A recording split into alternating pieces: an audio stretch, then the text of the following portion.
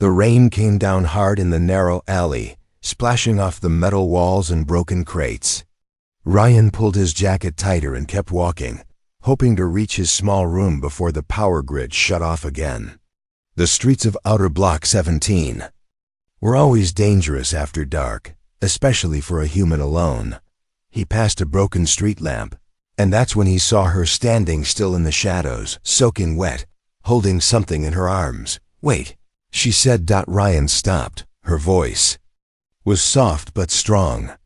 She stepped forward, and the dim light revealed her alien features, pale skin with a blue glow, long silver hair tied in knots, and bright violet eyes that didn't blink. In her arms, a small child clung to her neck. The girl looked no older than 5. Her skin was lighter than her mother's, and her eyes were green, too green, almost human.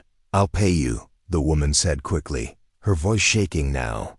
"I don't have much, but I'll give it all to you. Just pretend. Pretend to be her father." Ryan blinked. "What?" "They're taking single mothers," she said. "If a child has no legal father, they're taken away. I can't lose her. I won't." Ryan looked around, unsure if this was a scam or a setup. "Look, lady, I'm not asking for love or help. Just your name on her file. Just a signature. Just a few minutes of acting. I'll pay you, please." The girl looked up at him from her mother's arms. Her eyes were wide and calm, not crying, not afraid. She held a small plush toy that was missing an ear. "What's your name?" Ryan asked. "Kira," the woman said. "Her name is Leary." Ryan stared at them both, then stepped under the broken lamp, letting the light hit his face. Kira's eyes widened slightly when she saw him clearly. "You're human," she whispered, more to herself. "It might actually work." "Why?" "Me?" Ryan asked. "You're the only one who looked at us without hate." Ryan rubbed the back of his neck. He didn't like getting involved in alien politics, not after the war. But something about the way Kira stood there, wet, tired, but still strong, made him stop walking away. He sighed. "Where do we need to go?" Kira's face softened, and she let out a breath she'd been holding. "Citizen ID Center. Sector 12. It's open all night." Ryan followed them through the dark alleys, avoiding the patrols. The city was alive. Even at night, but not in a good way. Junkies, broken droids, and bounty runners moved in the shadows. Leary never made a sound. She just watched Ryan with those green eyes. They reached the Citizen Center, a tall metal building with blinking lights and 2 armed guards at the door. "Let me do the talking," Kira whispered. Inside, the room was cold and full of scanners. A bored-looking officer sat behind a desk. Kira walked forward, holding Leary close. "I'm here to register my partner and daughter," she said. The officer looked up. "Species mix?" "Alien mother, human father." The officer turned to Ryan. "Name? Ryan Bell. Occupation? Repair worker. Block 17. The officer scanned Ryan's ID chip and frowned. "You live in a human-only zone. We keep quiet," Ryan said. "Don't cause trouble." The officer typed something, then leaned back. "Photo ID required. Family shot. You, her, and the kid." "What?" Ryan said. "New rules. Families must upload 1 live image together to confirm bonding. No image, no file." Kira looked worried. Leary looked up at Ryan. Without thinking, Ryan bent down and picked her up. "She's heavier than she looks." He joked and smiled for the scanner. Kira stepped beside him, placed her hand on Ryan's shoulder, and smiled too. The camera clicked. "Uploaded," the officer said. "Done. Next." Outside, Kira finally let her shoulders relax. "Thank you," she whispered. Ryan set Leary down and looked at Kira. "I didn't expect the photo part." "You did well," she said. It almost looked real. Leary tugged on Ryan's sleeve. "You smell like my dream." He knelt down. "Your dream?" She nodded. "In my dream, my daddy smells like warm metal and soap. Ryan didn't know what to say. He just patted her head gently. Kira handed him a small chip card. Payment. Like I promised. Ryan took it but didn't. Look at it. Why's the council doing this? They're afraid. Hybrid children like Leary are growing in number. They want control, or they want silence. Ryan looked around the empty street, then back at Kira. What if I don't want to pretend anymore? He asked quietly. Kira's eyes widened, but before she could answer, a shadow moved across the wall behind them. Someone was watching, and Ryan knew this job was far from over. Asterisk. The moment Ryan stepped out of the registration center with Kira and Leary, he felt it eyes on his back, cold and sharp like a blade in the dark. Kira moved quickly, her hand gently, guiding Leary forward. She kept her head low, but her body was tense. She didn't speak until they turned two corners and reached a broken hover cart half sunk into the mud. We're being watched, she said without looking at him. I know, Ryan answered. Since the photo. From behind the cart, Kira pulled out a long cloak and wrapped it around herself and Leary. She handed Ryan a ragged hood and pointed toward a narrow street that led back to the worker zones. Walk like we don't know each other. Meet me by the trash furnaces in 15 minutes. Ryan followed the path alone. His boots splashed through puddles and his mind raced. Something about all this didn't add up. Kira had prepared too.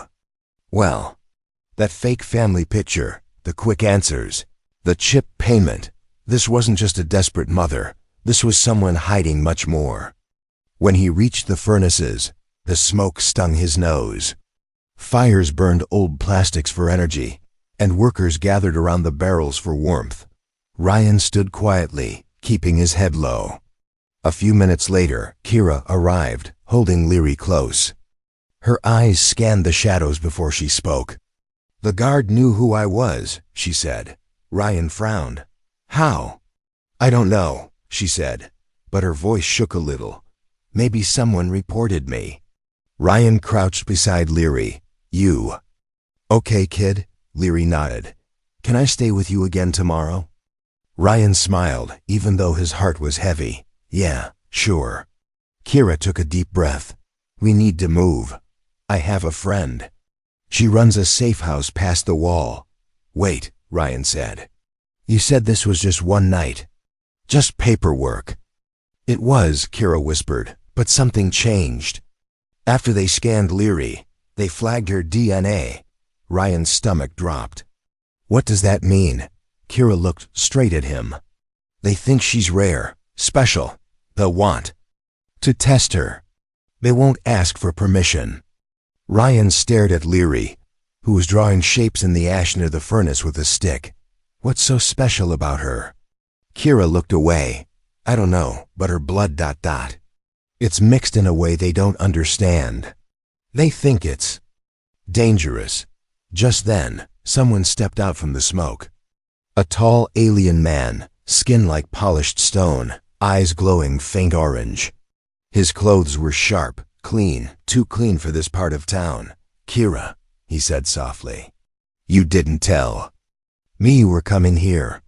Kira froze. Leary dropped her stick. Varl, she whispered. Ryan stood up slowly. Friend of yours? Former, Kira said. Varl stepped closer. You've made things worse, Kira. The council knows about the child now. You can't run forever. She's my daughter, Kira said. She's property of the hybrid control order, Varl answered calmly. You know the rules. Ryan stepped between them. You touch her, and I'll break your face. Varl raised an eyebrow. And who are you? I'm her father, Ryan said, on record and in truth. Varl smirked. We'll see about that. Then he turned and vanished back into the smoke. Kira grabbed Ryan's hand. We have to leave, now. They moved fast, cutting through narrow alleys and climbing over fences until they reached a storage yard. There, Kira unlocked an old metal shed and led them inside. It was small, cold, and dark, but safe for now. Ryan paced the floor. That guy, Varl, He's counsel? Worse, Kira said. He hunts hybrids. Leary curled up on a pile of blankets in the corner, watching both of them. Rand finally stopped and looked at Kira. Be honest with me. Why did you pick me? You didn't just see me on the street. You knew something. Kira hesitated, then opened a small metal box. Inside was a faded photo. A human man held a baby. In his arms, smiling, with a long scar across his jaw. Ryan's scar. Ryan stared at it. That's me. You were with me 6 years ago, Kira said softly. You were injured, lost your memory. The doctors erased part of your past to stop your pain. Ryan sat down, feeling dizzy. So you think I'm really her father? I know you are, Kira said. But that doesn't matter to them. They only care what she is, not who. Ryan looked at Leary, who had fallen asleep, hugging the same toy she held in the photo. Outside, the wind howled. Inside, Ryan whispered, Then I'm not pretending anymore. And in the shadows above, them, a red light blinked on. Someone had found them again. The night was cold inside the metal shed. Ryan couldn't sleep. He sat by the door, holding a steel rod in case someone tried to break in. The wind outside howled like a wounded animal, but what kept Ryan awake wasn't fear, it was the photo. In his jacket pocket, the photo Kira had shown him. A picture of himself, holding a baby girl with green eyes. He didn't remember taking it. He didn't remember Kira from 6 years ago.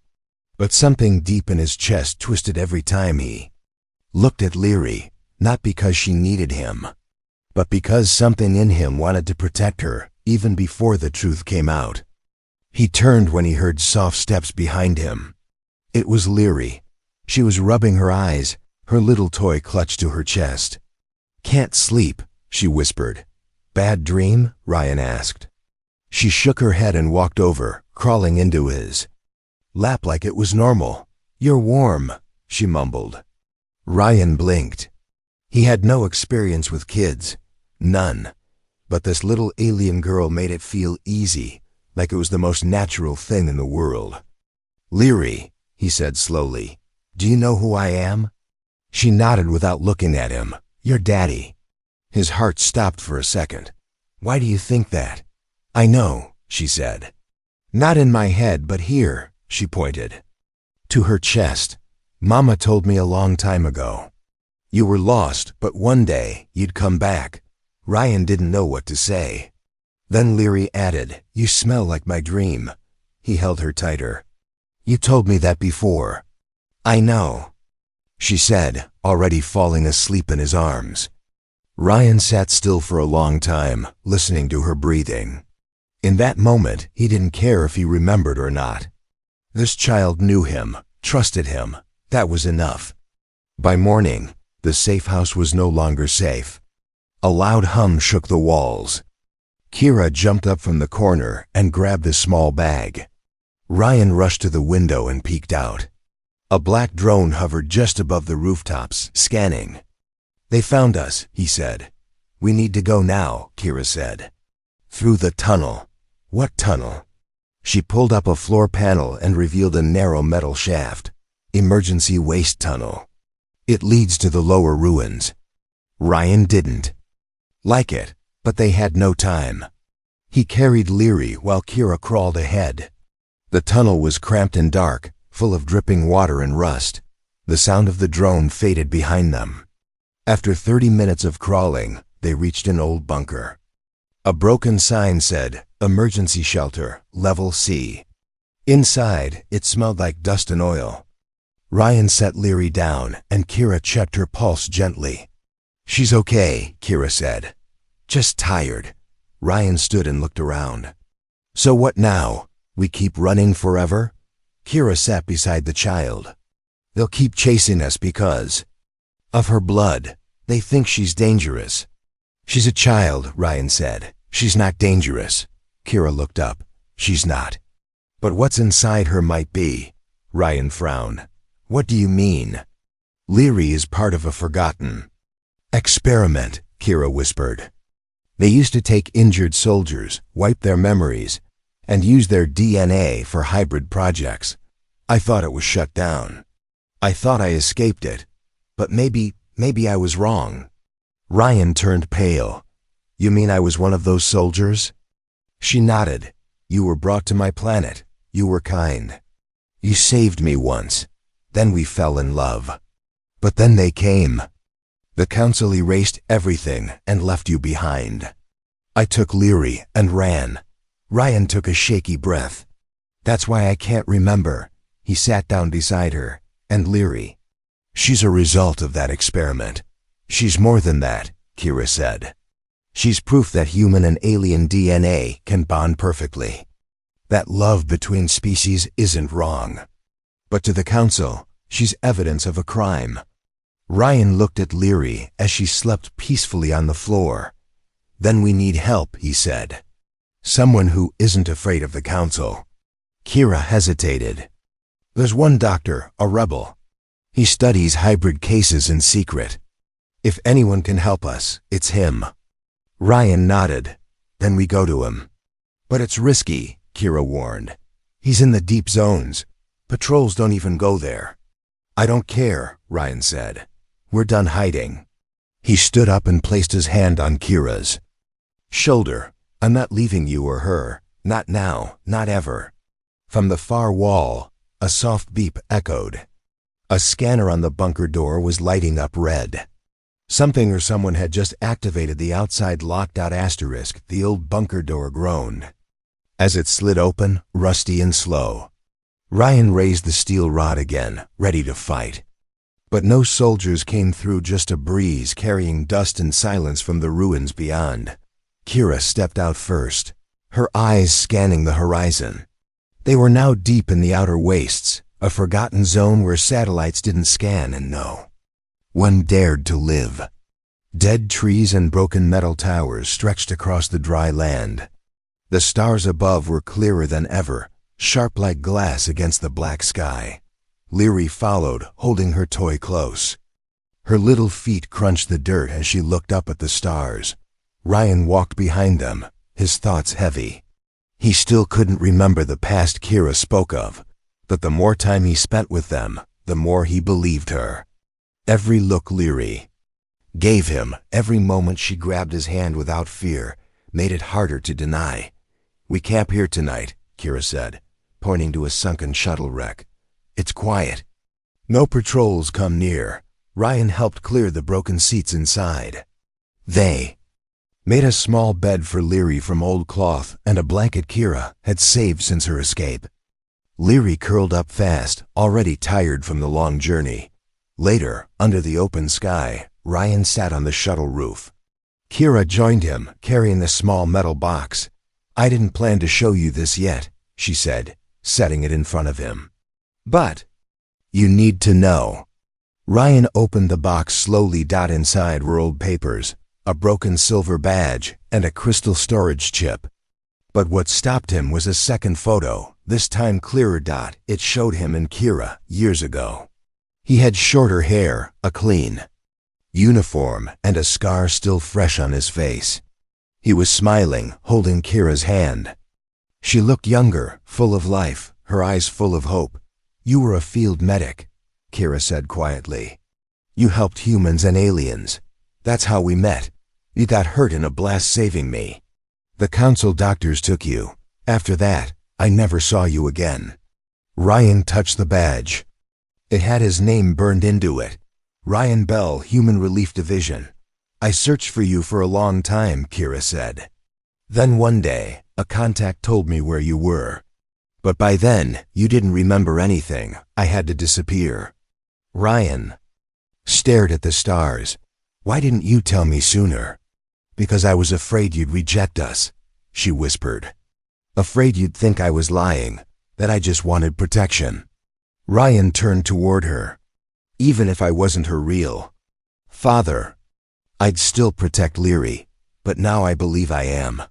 He held the photo tighter. She remembered you, Kira said. Before she could even speak, she'd draw your scar in the dirt. A tear rolled down her cheek. Ryan reached out and wiped It gently dot then, from below, they heard movement. Leary had woken up. She climbed up to the roof, carrying the crystal chip from the box.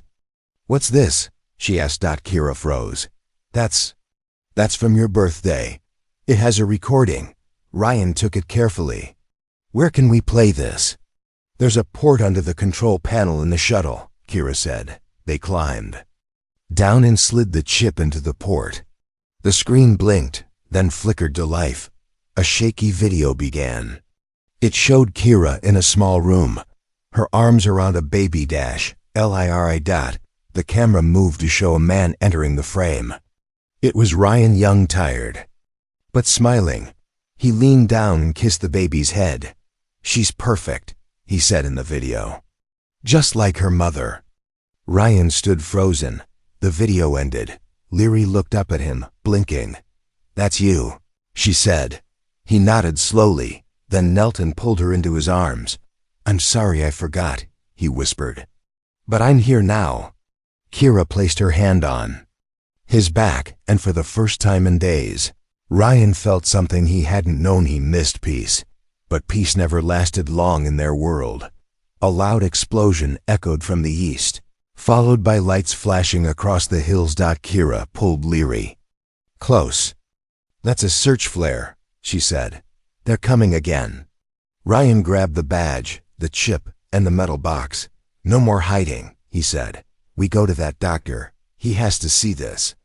Kira nodded. "He's 3 miles north, past the wind towers." Ryan carried Leary in his arms as they left the wrecked shuttle. The stars above seemed to watch them move, silent and endless. And somewhere behind them, beyond the flare and fire, Varl stood on a ridge, watching 2. He spoke into his wristcom. "They've confirmed the bond. The human remembers." A voice replied, "Then take the child alive. Eliminate the parents." Varl smiled, cold and sharp. "It will be done." The wind howled across the dry hills as Ryan, Kira, and little Leary climbed over broken pipes and cracked ground. The flare still glowed behind them, lighting up the dark sky like a warning. They had to keep moving. Sector 9 wasn't safe anymore. Ryan carried Leary tightly in his arms. Her head rested against his chest, but her eyes were open. She hadn't said a word since the flare. She knew what it meant. She was learning too fast what fear looked like. Kira moved fast ahead of them, her eyes scanning every hilltop. "Where?" "Close," she said. "Just past those towers."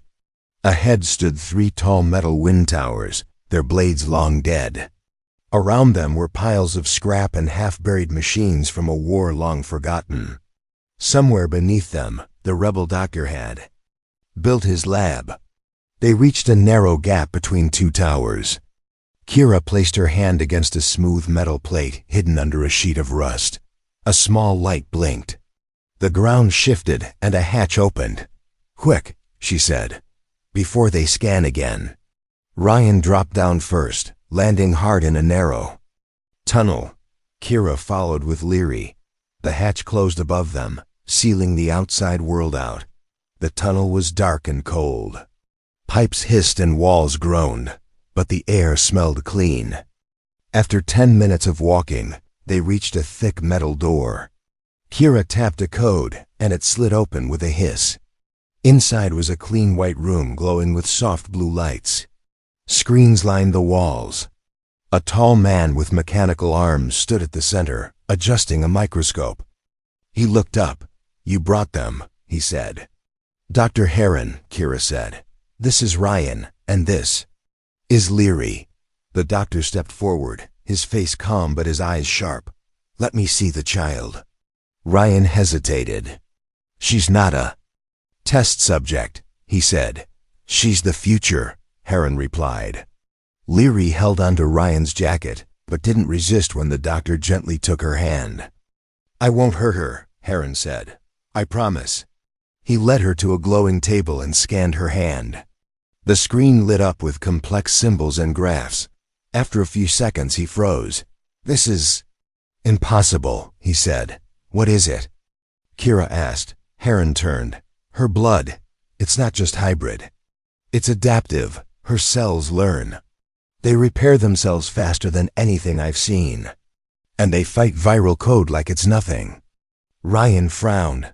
What does that mean? She's not just immune, Heron said.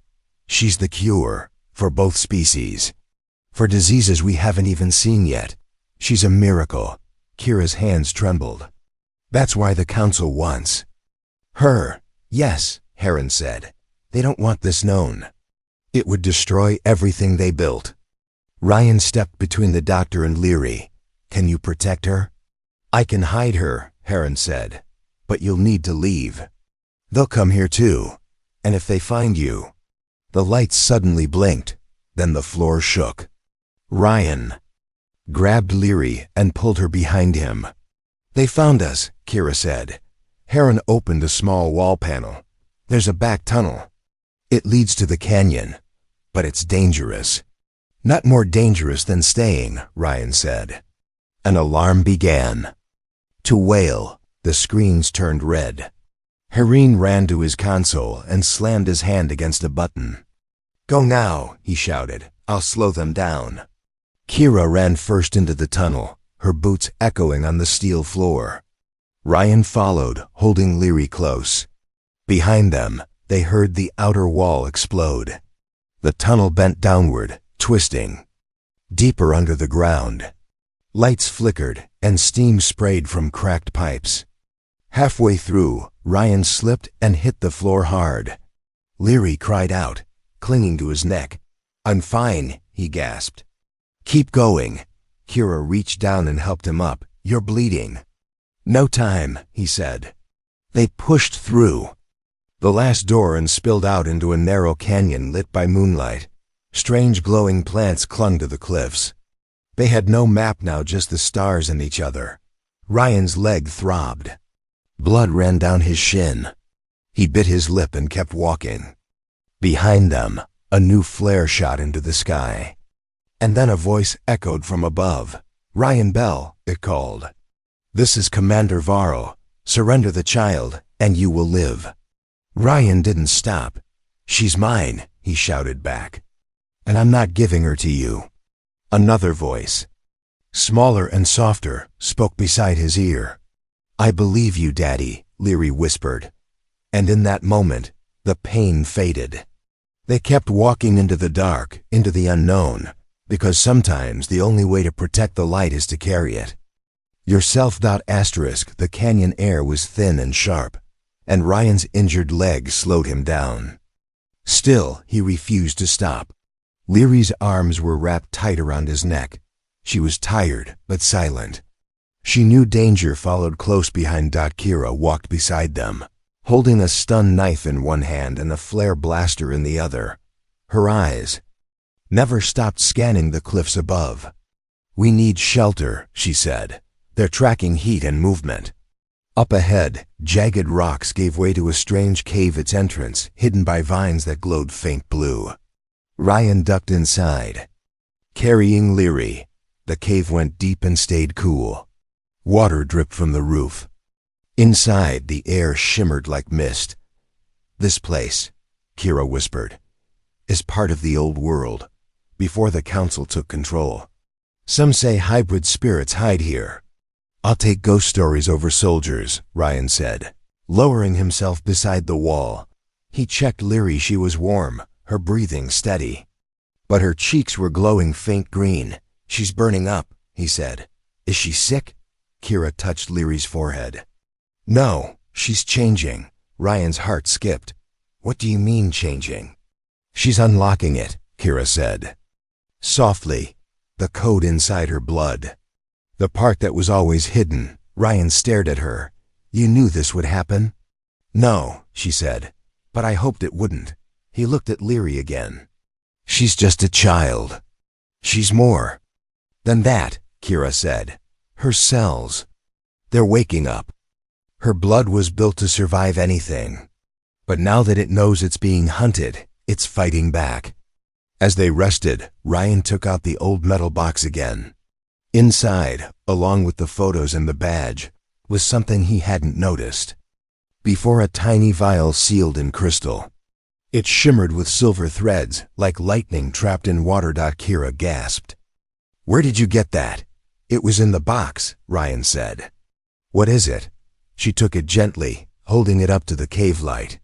It's your blood, from before they erased your memory. They must have taken it for study. You weren't just a patient, Ryan. You were the first hybrid test subject. Ryan stared, but I'm not mixed. Not on the outside, she said. But deep inside, something changed after that blast. Your blood adapted. That's why they wiped your memory. That's why they kept you alive. She looked at Leary. And now, she's the next step. Suddenly, the ground rumbled, not from above, but from inside the cave. A soft voice echoed, not in words, but in feeling. Warm, deep, protective. Leary opened her eyes. They glowed bright green. She sat up, looked at both of them, and said calmly, They're close. 6 of them, and Varl is with them. Ryan jumped to his feet. How do you know that? Leary stood, not afraid. I feel them. Like light through walls, like heat in the air. Kira stepped back. Her senses, they've grown. Ryan reached for his weapon. We can't outrun them again, not with my leg like this. We won't, Leary said. This time I protect. You. Before either of them could answer, a flash came from the cave entrance. 6 dark shapes appeared, led by Varl, his orange eyes glowing like fire. You've run long enough, Varl said. Give me the child, and I will spare you both. No, Ryan said, stepping in front of Leary. You don't understand, Varl said. She's not a child anymore. She's the weapon they never finished. The Council fears her, but I see her value. I can teach her control, keep her alive. She's not yours to use, Kira snapped. She's ours to protect. Varl raised his hand, and the soldiers aimed their blasters. Leary stepped forward. No, she said calmly. You don't get to hurt my family. Her eyes pulsed bright green. The air around her bent. The cave shimmered. Suddenly, every weapon sparked and shut off. The soldiers shouted in panic. One dropped to his knees. Varl stood frozen. What did you do? I spoke to the code, Leary said. It listens to me. Ryan watched as his daughter, his real daughter, stood in front of the enemy without fear. I'm not a weapon, she said. I'm a bridge. The ground pulsed, and cracks formed under Varl's feet. He fell to his knees, gasping. Leave. Leary whispered. The soldiers ran. Varl tried to crawl forward, but the air pressed him down. You never wanted peace, Leary said softly. You wanted power. She turned away. Varl collapsed, unconscious. Kira pulled Leary close. Ryan could barely breathe. She saved us, he whispered. No, Leary said. We saved each other. And somewhere far away, the stars began to change. The sun rose slowly over the distant cliffs, spilling golden light into the cave. Warm rays touched Ryan's face as he stood at the entrance, staring out at a world that had tried to take everything from them. Behind him, Leary sat wrapped in, Kira's arms resting. She looked peaceful now, as if the storm inside her had finally quieted, but Ryan knew it wasn't over. They had defeated Varl's strike team. Leary had unlocked a part of herself no one had seen before. But news would spread. The Council wouldn't give up. They never did. Kira stepped beside him.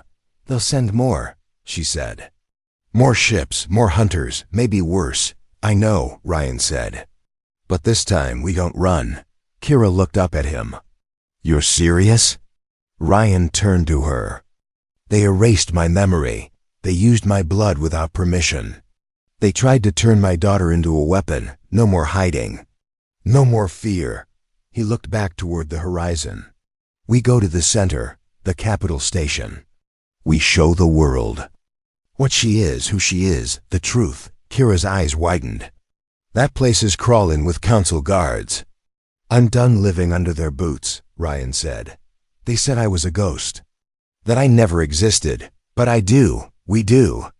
And I'll Walk into that hall with Leary at my side. Kira hesitated, then nodded. Then we go together. They gathered supplies from the cave. Leary woke slowly, her eyes calmer now, glowing only faintly. She looked up at Ryan as he helped her to her feet. "Where are we going, Daddy?" she asked. "To the place where no one can ignore you anymore," he said with a smile. "To the center of their world." 3 days later, the three of them walked into the outer gates of Capital Station. It stood like a silver mountain in the middle of the city, guarded by walls, soldiers, and scanners. Ryan wore his old badge, half burned, pinned to his jacket. Kira walked tall, holding Leary's hand. They looked like a real family. Not just because of the papers, not because of a fake photo, but because they had bled together, fought together, and survived. At the first checkpoint, 2 guards stepped forward. "State your purpose," one demanded. Ryan held out the chip Heron had encoded before they left. "We're here to make a public genetic submission under Rule 42. It's allowed by law." The guard scanned it, frowned, then stepped aside. "Proceed." They passed into the next gate, then another. Then the hall. It was bright, cold, and polished, filled with long desks, lawmakers, and high-ranking council members. At the center stood a large raised platform, the truth chamber. Ryan stepped up, cleared his throat, and raised the crystal vial of his old blood. "I am Ryan Bell," he said. "Human, veteran, former council subject." People turned. Whispers echoed through the chamber. "This," Ryan continued, "is my daughter. She is living proof of peace between species, not a threat. Not a weapon. A child." Gasps filled the air. Kira stepped forward and played the video him as a young man holding baby Leary, smiling. Then Leary stepped up on her own. She didn't shout. She didn't glow. She simply spoke. "My name is Leary," she said. "I don't want to be hidden anymore." For a moment, no one moved. Then someone in the upper row stood a human councilwoman. "We've heard rumors of this child. The council ruled her dangerous. She healed me," Ryan said. "Her blood heals, it adapts. She's the cure we've needed for decades." The woman hesitated. "We need proof." Leary stepped forward and touched the arm of a sick alien official sitting nearby, his skin pale, shaking with fever. A green light passed from her hand into his skin. Within seconds, color returned to his face. His hand stopped trembling. He stood slowly, his eyes wide with shock. I haven't stood in 5 years." Gasps turned to cries. Someone shouted, "She's the miracle." Another, "She's proof of what we can become." Suddenly everything changed. Cameras swarmed the room. Reporters broadcast the scene live. The people outside the station began chanting her name. "Leary, Leary." But then a sharp sound. A pulse bomb dropped from the ceiling. Soldiers stormed in. Varl, bloody, bruised, but alive, stepped forward with a blaster in his hand. "She belongs to the council," he screamed. He aimed at Leary. Kira pulled her close, shielding her, but Ryan moved faster. He stepped in front of them and took the shot. It hit him in the chest. He collapsed. Leary screamed, her glow rising. But this time, it wasn't power, it was something else. Her light flowed into Ryan's body, wrapping around the wound. Seconds passed. Ryan gasped and opened his eyes. The room went silent. He was alive. Leary had brought him back. Varl was seized.